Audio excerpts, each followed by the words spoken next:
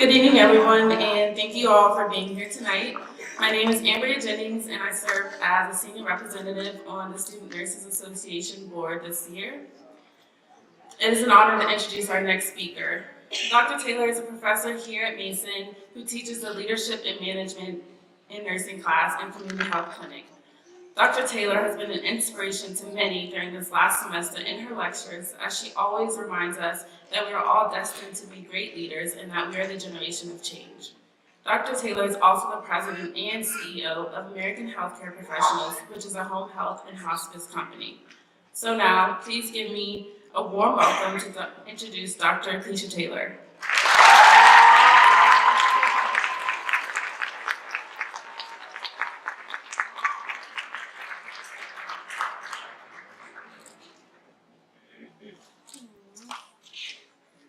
Bring any tissues around here. No tissues.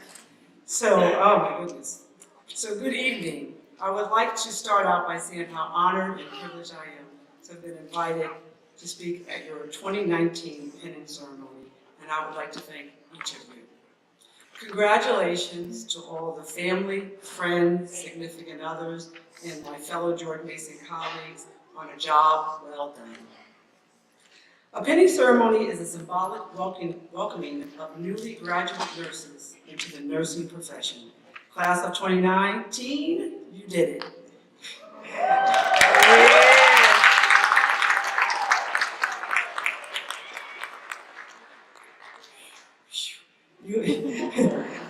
It has been a long journey, but you are here. I have had the honor of having most of you in my leadership and management class, as well as your community health clinical instructor at the Mason and Partner Clinics, and I taught certifications in telemedicine and telehealth course in the lab. I would be remiss if I didn't take this time to share some stories about this remarkable class. Now, Ambria said I have about 2 hours. Oh, no, she'll be Dr. Taylor. It's time. So we had a very early class. Our class began at 7:30, and each person in the class, they shared their wonderful stories about their professional growth as well as their development. Anna, shout out to Anna. Anna would bake fresh chocolate chip cookies, right? We had fresh chocolate chip cookies melting in our hands. We were very, very important, very appreciative. No one thought to bring coffee. Sorry. Tina wanted to make sure we discuss 401ks. Dr. Taylor, do not finish this class without talking about 401ks. So we're in good hands. They all know about 401ks now. I gave you the importance of policies and procedures, and you gave me Kahoot. Now, if you don't know what Kahoot is, Ambria's going to be like, you can't talk about Kahoot. So Kahoot, I can't get into that now, but they gave me Kahoot. I encourage the faculty to use Kahoot. It's a wonderful thing. But I do think it was a fair exchange of knowledge.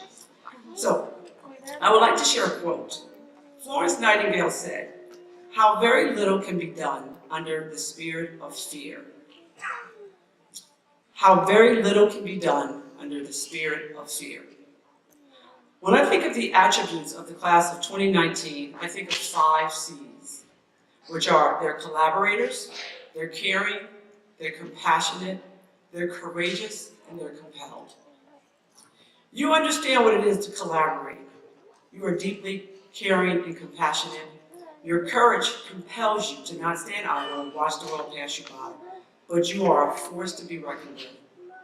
A few short stories that I witnessed to illustrate these attributes. When I was at Colmore, we had a client that came in, a Spanish-speaking man, and he came in with irregular heartbeat. And one of the team leader for the day and the patient care coordinator said, "Well, we're concerned, Dr. Taylor, with this man being discharged." They were going to discharge him. They said, "We don't think he understands his illness." So I said, "What do you want to do?" They said, "Let's talk to the discharger, the provider." And we spoke to the provider. She said, "Listen, I don't have the diagnostic testing to do any more further testing what I've done, so we're going to have to discharge him."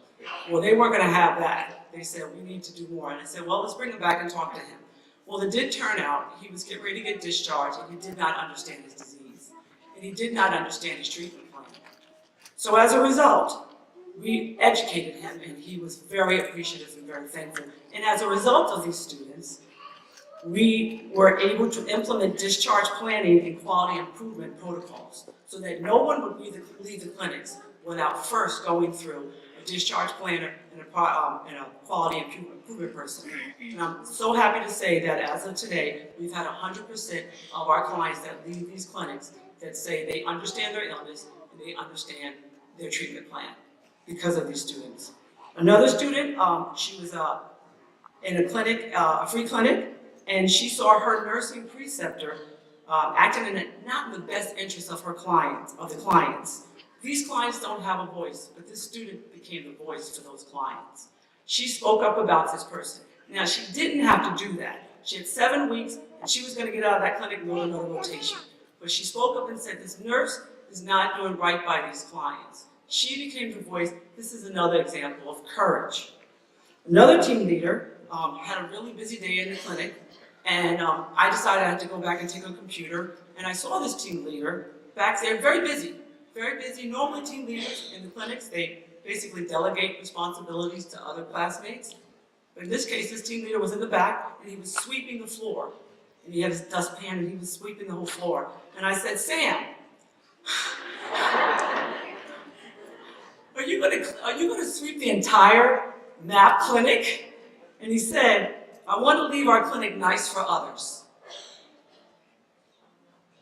This group came together to speak as one voice and to bring forth changes that impact their education and professional growth. They stood up and they stood united because they are compelled to bring forth changes. They cannot be stopped. According to the American Journal of Nursing, January 30th, 2019 in Geneva, the Executive Board designated the year 2020 as the year of nurses and midwives. It's going to be voted on next week. This would continue the Nursing Now campaign. Nurses are the bridge of healthcare and a crucial link between the people of the community and this complex healthcare system. Nurses are the front line of healthcare. This is befitting because the year 2020 will honor the 200th birthday of Florence Nightingale. Now, many people don't know who Florence Nightingale is, but just a little bit about her. Florence Nightingale was born May 12, 1820, so this time next year, she would have been 200 years old. She was born in Florence, Italy, and that's why she had her name given to her as Florence. She's legendary for tons of reasons, including improving conditions at British hospitals, thus reducing the death count significantly, sparking worldwide health reform through her writings, and establishing the St. Thomas Hospital and the Nightingale Training School for Nurses. When Florence initially told her parents she wanted to be a nurse, they forbade her, especially because they were wealthy and they wanted her to marry a rich man. Not to pursue a job that in the Victorian era was considered a very lowly job. Nurses was considered not a very prestigious job. She believed that this was a call from God. Today, Florence Nightingale would be considered a disruptive innovator. A disruptive innovator is in healthcare, can influence a new system that provides continuum of care focused on each individual patient's needs. Florence was a statistician. She knew the importance of data well before we started talking about patients' outcome reports. She instituted environmental protocols well before Joint Commission and Health and Human Services. These policies included infection control, hand washing policies, and nightly rounds and training programs. Her attributes were collaborative, caring, compassionate, courageous, and compelling. Fast forward to the class of 2019, who will be the next wave of disruptive innovators. Mark my word, they're already planning things already. With emerging technologies such as telemedicine and telehealth and wearable technologies, we are seeing a different way to do health. Many of you have graduated from the Certified Telemedicine Telehealth Professional courses and have attended the lab at the MAP Clinic and have approached me with solutions of developing mobile apps for people with diabetes and people who have high blood pressure. You talked about developing risk assessment instrument tools through using apps. You talked about developing a tool that we use for people to be diagnosed early that have autism. These are the ideas that this class has been coming up with. Just in these short few weeks, I got to talk to them in this lab.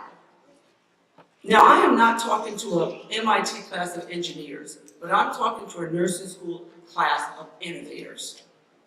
These graduates will help to launch solutions that are more human-centered, technology, which supports the well-being of both patients and care teams.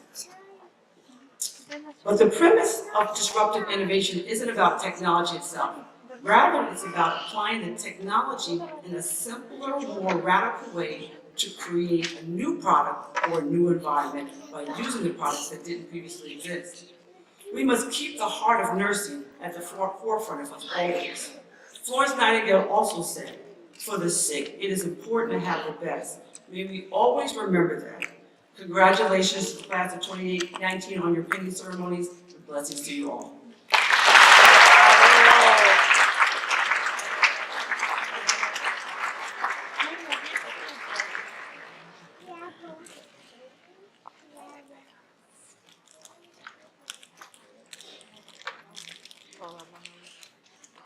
Good evening, everybody. Let me just move this down a little bit. I've been tasked with talking a little bit about the PIN this evening, and